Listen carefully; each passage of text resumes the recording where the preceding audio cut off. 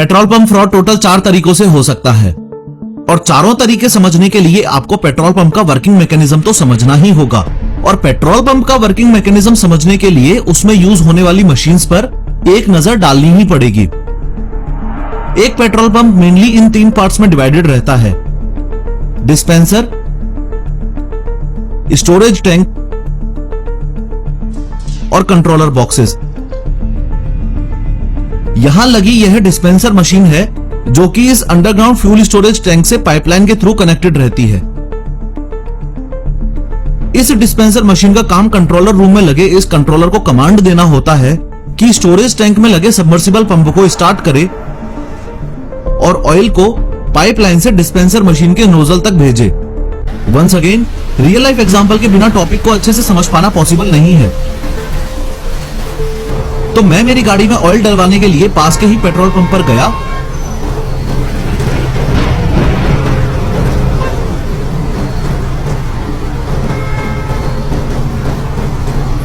और मैंने petrol pump पर लगी हुई इस डिस्पेंसर मशीन के पास गाड़ी लगा दी। फिर मैंने इंजन बंद किया, हैच ओपन किया, बाहर आया और पेट्रोल पंप अटेंडेंट को 1010 रुपए का पेट्रोल डालने को बोला। फिर पेट्रोल पंप अटेंडेंट ने डिस्पेंसर मशीन में लगे इस कीपैड में पहले सेल बटन प्रेस किया, उसके बाद 1010 प्रेस करके एंटर प्रेस कर दिया। उसके बाद नोजल उठाते ही अटेंडेंट ने मुझे बोला कि जीरो चेक कर लो। यहां एक छोटा सा कैच है, ध्यान से समझना।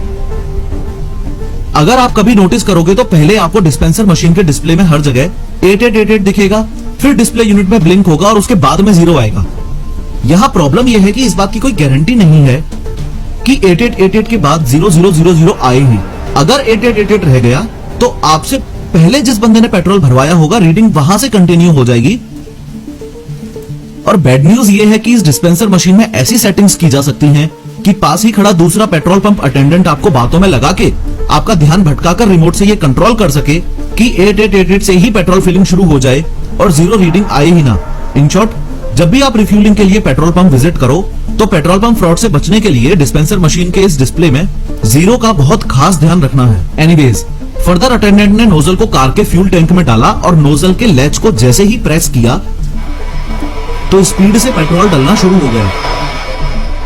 यहां पर सोचने वाली बात यह है कि इस अंडरग्राउंड फ्यूल स्टोरेज टैंक से पेट्रोल इस डिस्पेंसर मशीन तक कैसे आया और क्या यह डिस्पेंसर मशीन सच में 1010 रुपए का ही पेट्रोल डालेगी। तो क्यों ना जब तक गाड़ी में पेट्रोल फिल हो रहा है तब तक नेक्स्ट पेट्रोल पंप फ्रॉड को समझने से पहले इस फिलिंग स्टेशन का वर्किंग मैकेनिज्म समझा जाए। पेट्रोल पंप काम कैसे करता है ये समझने के लिए पहले आपको यह समझना होगा कि यहां लगी मशीन्स आपस में कैसे कनेक्टेड रहती हैं।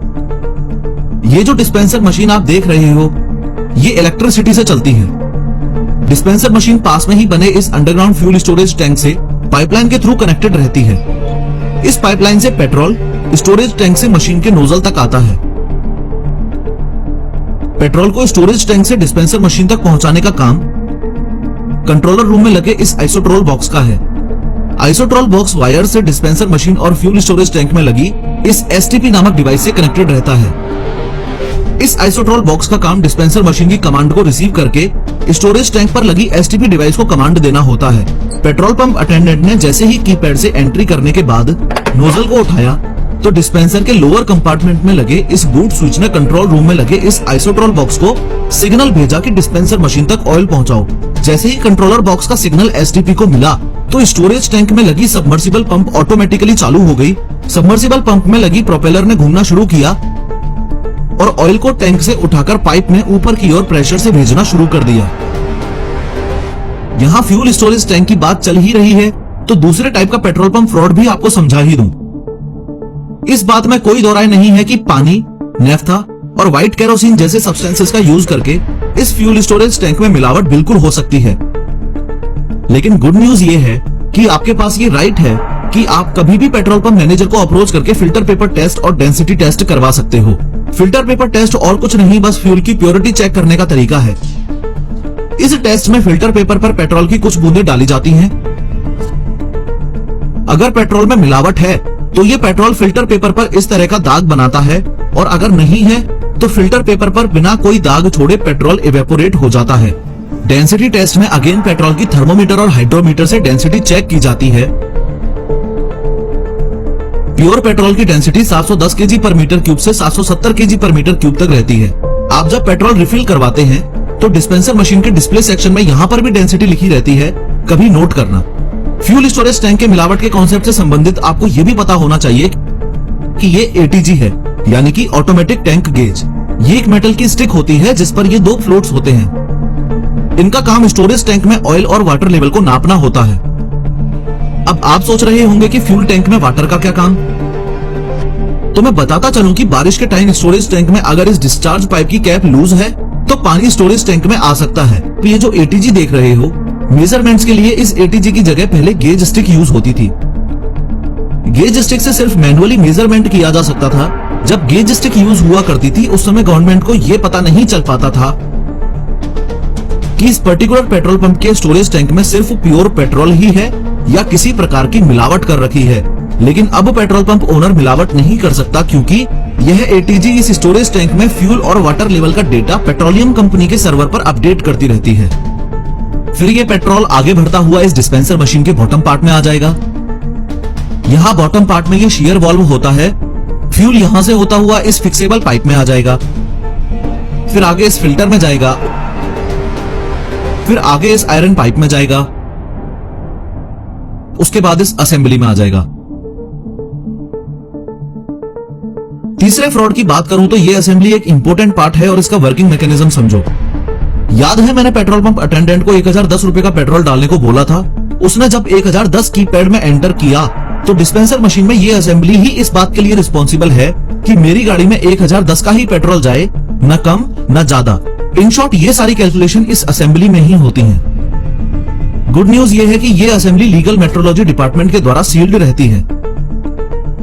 लेकिन बैड न्यूज ये है कि अगर किसी पेट्रोल पंप ओनर की लीगल मेट्रोलॉजी डिपार्टमेंट में पहचान है तो वो वहां से एक्सपर्ट इंजीनियर बुला के इस असेंबली के कैलकुलेशन प्रोसेस के साथ छेड़छाड़ करवा सकता है। दूसरे शब्दों में कहूं तो असेंबली में कुछ ऐसी सेटिंग्स करवा सकता है कि डिस्पेंसर मशीन दिखाए कि 1 लीटर पेट्रोल डाला है, लेकिन पेट्रोल डले सिर्फ 800 ml ही।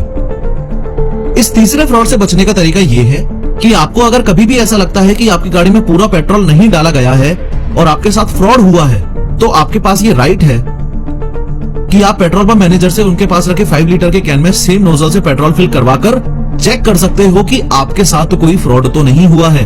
एनीवेज, इस असेंबली से आगे बढ़ते हुए ये पेट्रोल सीधा सोलोनॉइड असेंबली में जाएगा। सोलोनॉइड असेंबली के बाद आगे बढ़ता हुआ इस पाइप में आ जाएगा और फाइनली इस ब्रेक अवे से गुजरता हुआ इस होस पाइप में आ जाएगा। फिर इसके आगे तो ऑब्वियसली आपको दिख ही रहा है कि होस पाइप से नोजल में आ जाएगा और नोजल से गाड़ी के पेट्रोल टैंक में। नोट करने वाली बात यह है कि चौथा फ्रॉड इस पूरे प्रोसेस से हटके डिस्पेंसर मशीन के इस ऊपर वाले पार्ट में होता था। डिस्पेंसर मशीन के ऊपर वाले पार्ट को पहले पेट्रोल पंप मैनेजर खोल सकता था।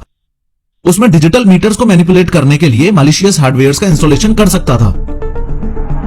फॉर एग्जांपल, डिजिटल मीटर में रीडिंग सुपर फास्ट होगी लेकिन गाड़ी में पेट्रोल नॉर्मल स्पीड से ही जाएगा, एक्सेट्रा।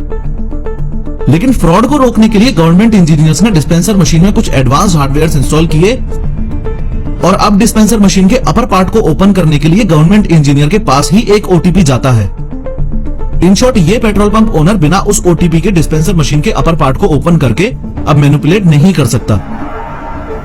इस पूरी कहानी का तात्पर्य ये है कि टोटल 4 तरीके से पेट्रोल पंप फ्रॉड आज तक मेनली होते आए हैं। सबसे पहला ध्यान भटकाने वाला, जो कि आज भी होता है। दूसरा, फ्यूल स्टोरेज टैंक में मिलावट, जो कि अभी ATG लगने की वजह से मुश्किल है।